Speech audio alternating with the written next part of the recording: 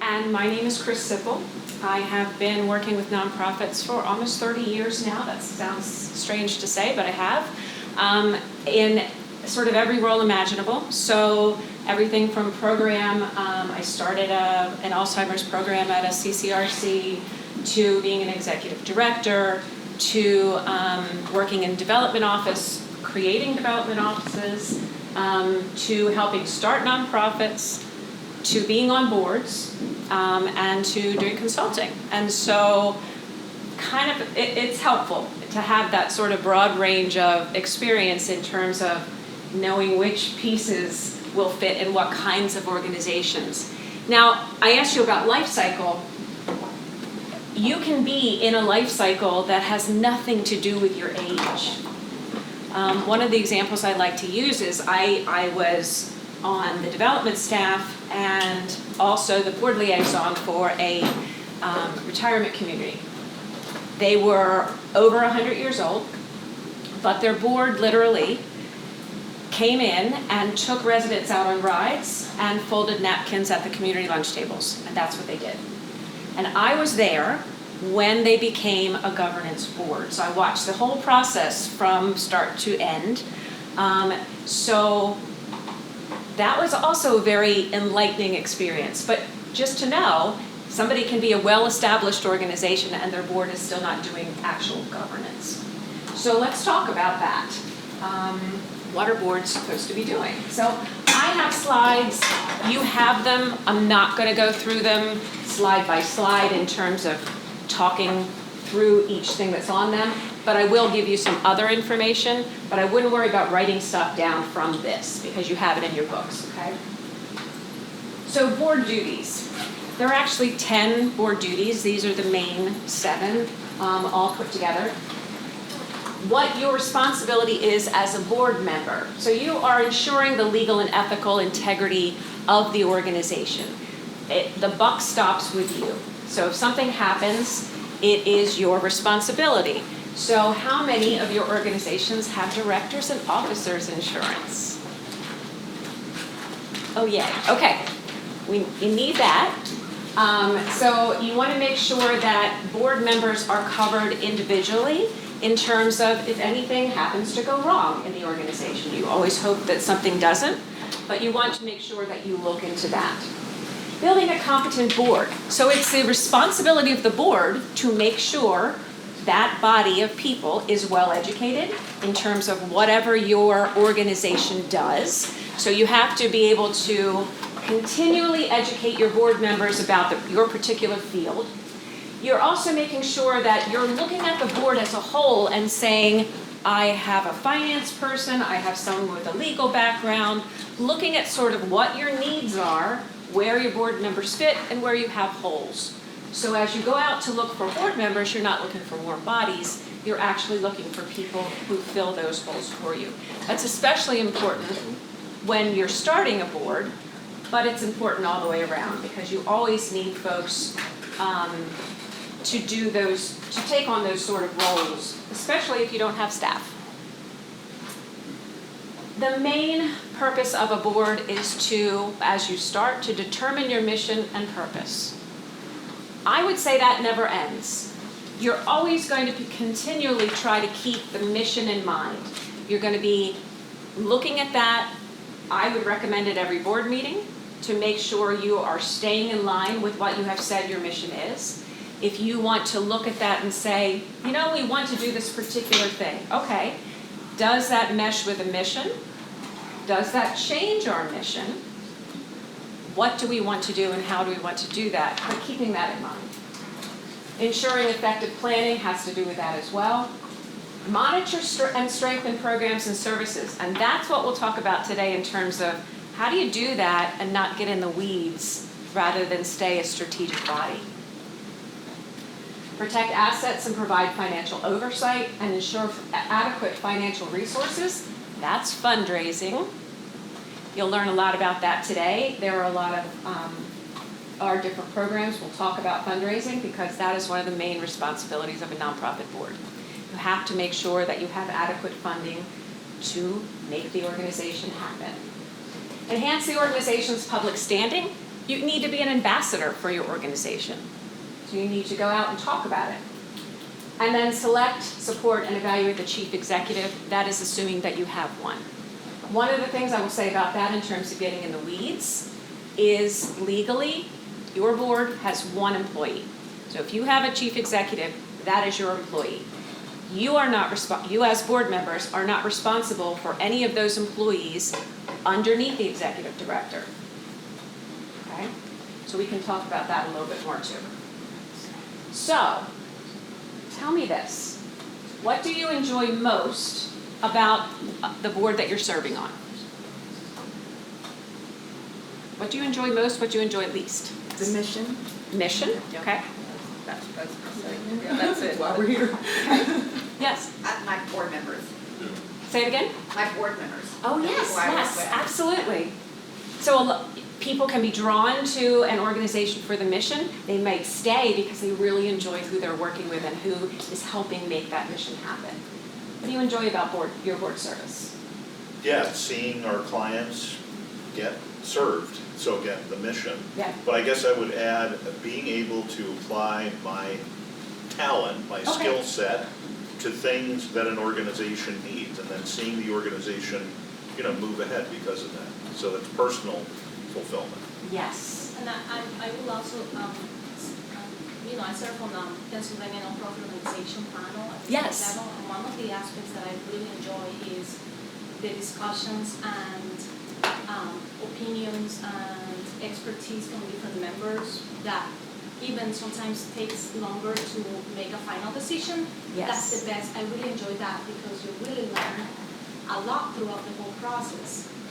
And then on the other side, I am the executive director for MCAC. Sometimes it's just silence, and that's what I'm kind of like jumping to the other. Like I don't enjoy that.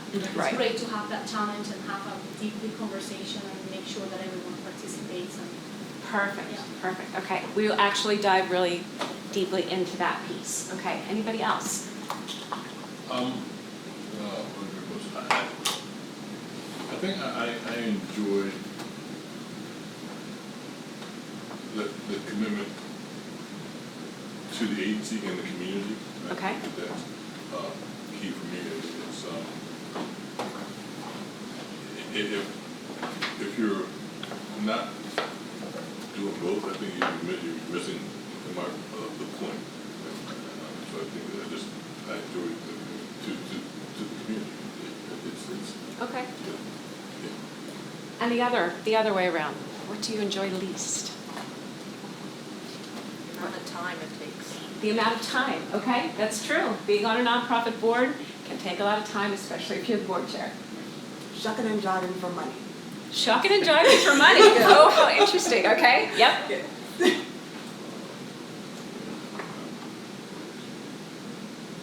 Anybody else? What do you not like about your board service? And it doesn't have to be that particular board.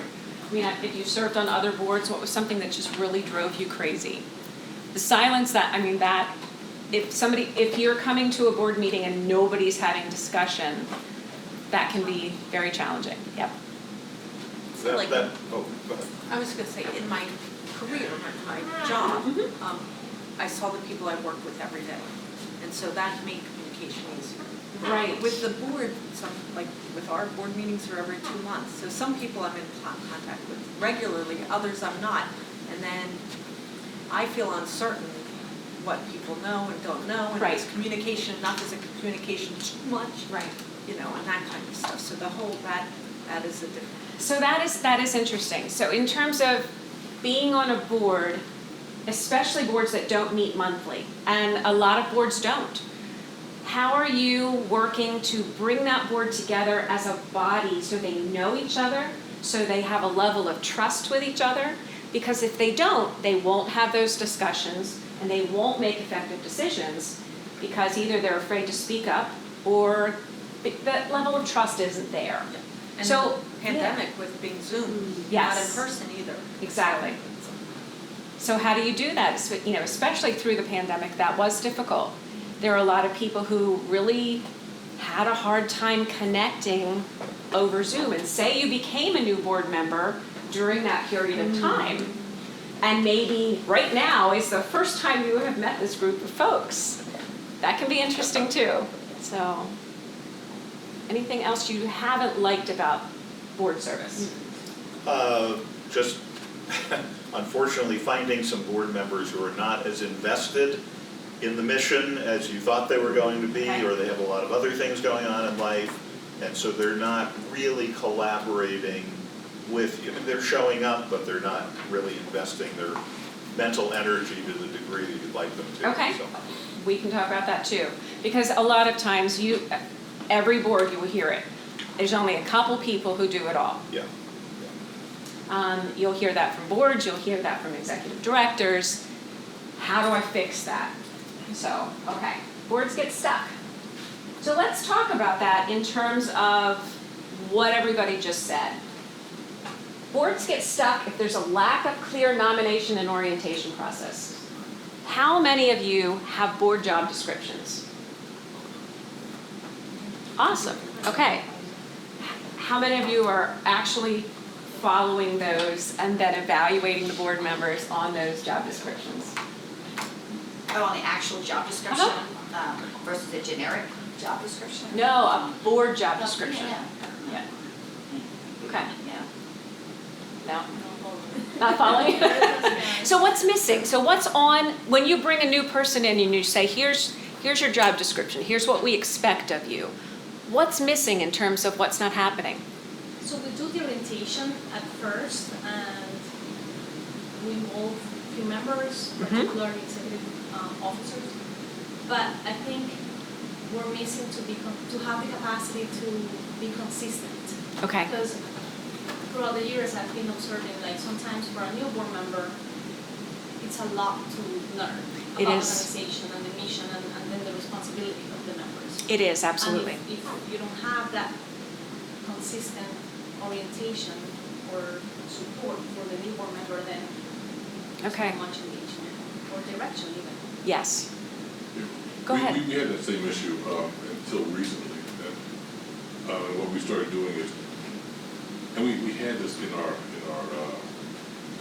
plan anyway before we stepped in. We actually have mentors, board mentors. yes, I was just about to ask if anyone uses mentors, And- yes. And that's helped. Again, we just started that. They're doing it Okay. probably less than a year ago with new board members, but it had been in our practice, in our book. Okay, Forever. We just never followed through that, so I think that's been helpful with our newer board. great. So when a new person comes on the board, you assign them a particular board member that they can reach out to for questions? Right. Or does that Well, it's- mentor actually have something that they go through with them? Well, it's both. The mentor actually reaches out to the board member. Perfect. As opposed to the other way around.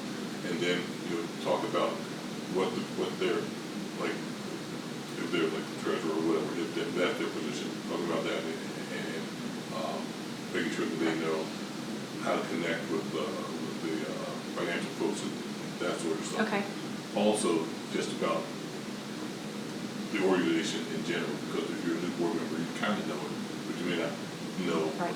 The ins and outs, and just whatever questions they have to support them in their comfort being engaged in. Okay, so one way that can be very useful is something that you talked about. You said that part of what you enjoy about board service is feeling like your particular skills are being used for this service. One good way you can utilize a mentor, and if you don't have a mentor system, that's also okay. You can use the board chair to do this, you can use the ED to do this. You speak with that particular board member and find out not just what their skill sets are, but what they would like to do in the organization. And make sure that doesn't, again, get into the weeds of what the organization does. So where the difficulty comes in, I think sometimes, is you want to make sure that a board member knows when they're wearing a volunteer hat and when they're wearing a board hat. So especially if you have a very young organization or you have an organization where you don't have staff, that can be really difficult for people to do. How do I now say I'm doing operations, and how do I now say I'm doing the strategy work of a board. But finding out what would make that person more engaged will bring more people to the table in terms of actually doing the work. So it won't be one or two people saying, well, I'll just do it because it's too hard to reach out and not get any answers. So if you're really individualizing your plans with each board member, it's helpful. Managing instead of leading. Give me an example of something in your organization where you have found yourself or other board members sort of getting in the weeds of running the organization rather than doing strategy work and governing. Give me any example. Yes, question again, I'm sorry. So an example of either you as a board member or any of your board members where you have seen them just getting in the weeds of the operations of the organization rather than taking the big picture look and doing strategy. Yeah, no, that's what I do. That's what you do. That's not very good. Well, because we had for a while no executive director, so Okay. I did have to do Yep. things, right? I had to run the office and do all that kind of stuff. And then an executive director comes on during the pandemic, so you can't even meet in person. So Right. like then, well, you do this and I do this and we're teaching her. And then now it's like, well, okay, time for me to step back. And So is it hard to step back, or is it? it's kind of what should I be doing and what should the ED be doing? Okay, And both of us agreeing on that. right. So again, that's where taking a look at the two different job descriptions is helpful, because there will be overlap. But if you think about it like this, you have a board, and I'm gonna give you a very strange example, is a bubble, okay? You have a board who creates a bubble. And this bubble is your policies, your strategic plan, your budget, it's your mission. This is the structure in which you want to operate, okay? And you put your staff member in the middle of that. The way to not micromanage is to look at that person and say, okay, here's your bubble. You can do whatever you want to make this happen within that bubble, as long as you don't go outside of it. So budget, you can do whatever you want within that as long as you don't go over the budget. You can do whatever you want here as long as it doesn't break that particular policy. It gives them the freedom to be creative. It gives them the freedom to actually run the operations of the organization because you have set up that structure for them. Does that make sense?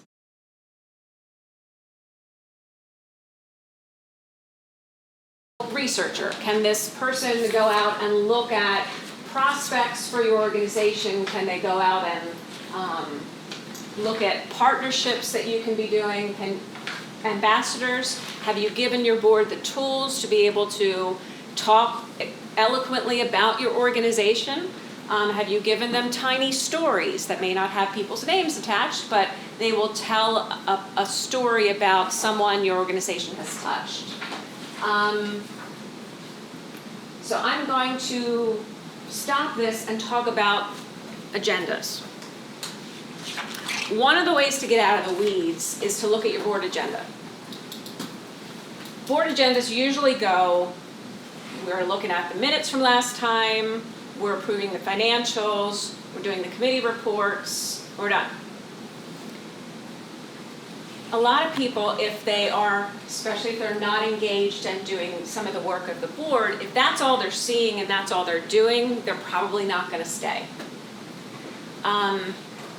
Flip it. Does everybody have a strategic plan? Or at least some strategic direction? Okay. Flip your agenda. Go to a consent agenda. So if you're working with committees, send out the committee reports ahead of time. Unless there's something very specific that the committee wants the board to talk about and approve, send out the committee reports ahead of time.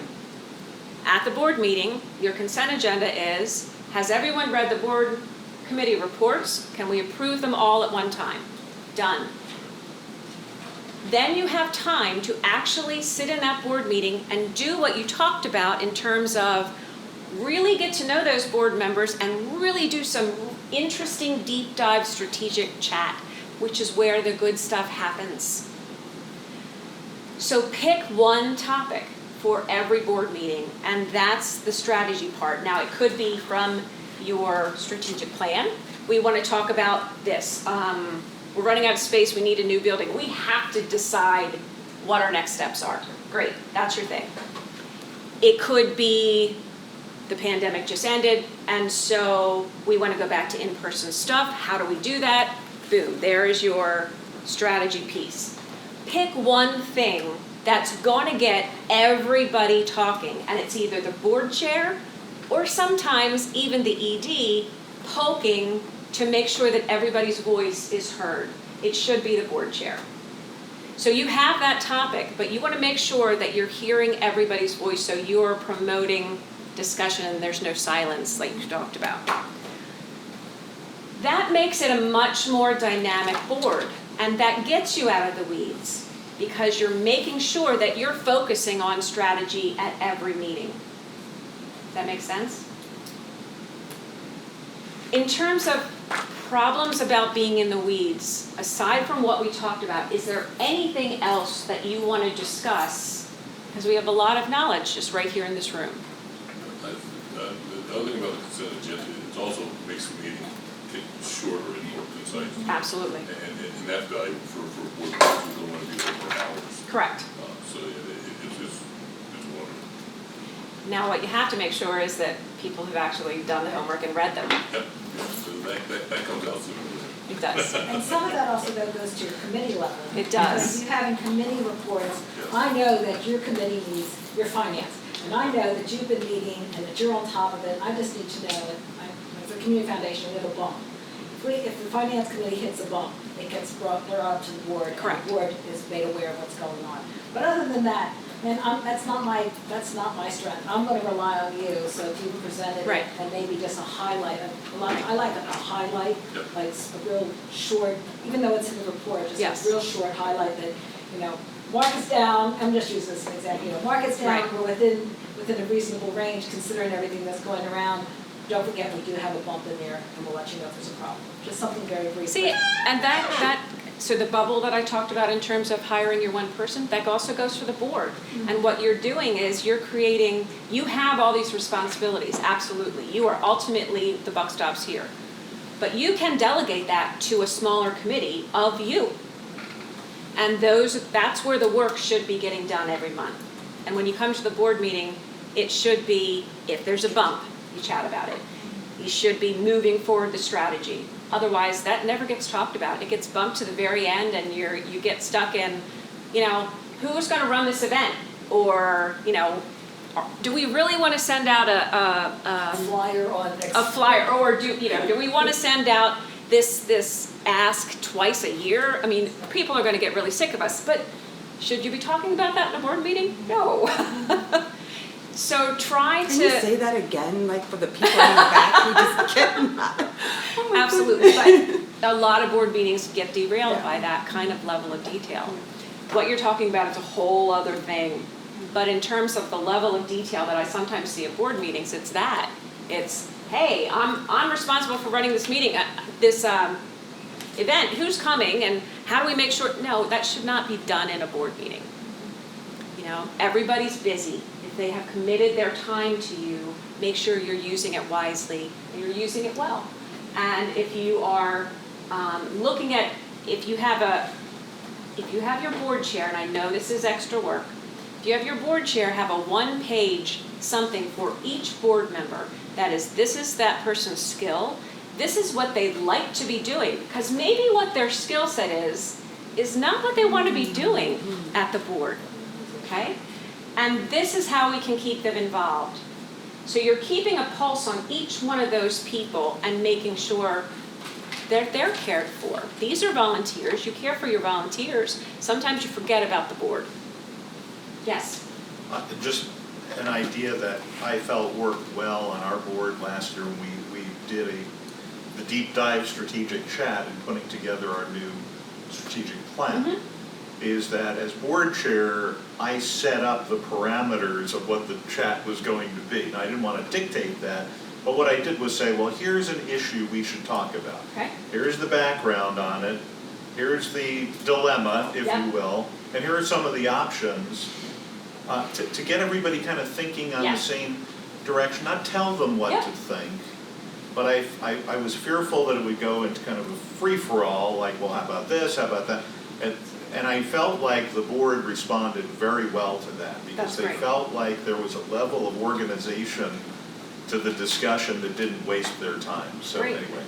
And did you do that ahead of time, like Did that ahead of time. In other words, there were- they would read about it before the meeting? Yes, then when- yes, then although it was discuss? not something they had to take a lot of time studying, and but it was kind of an outline and gave the parameters of like, here's what we're gonna discuss. And did that in kind of like 5 major areas or issues facing this organization. Here's where we are, here's what's worked well, here's where there's uncertainty, and here are some of the options. Awesome. But that does take a lot of work on the part of the board chair. It But I does, think but it paid in general, off, you know. it shouldn't be, you might be coming up with one of those questions a month, if you're meeting monthly, or that might not be happening every month. I mean, it's not gonna be that level all the time. Yes. Anything else?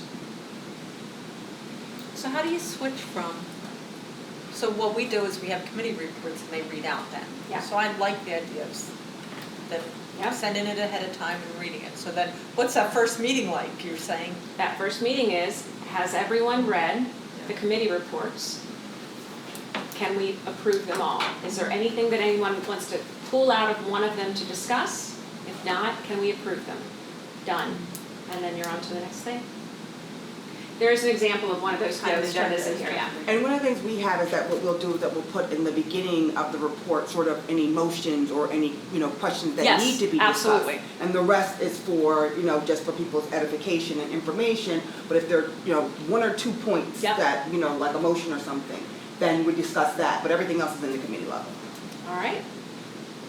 I hope you enjoy your next session. I hope you enjoyed this one. If you have any questions, I am absolutely happy to answer that.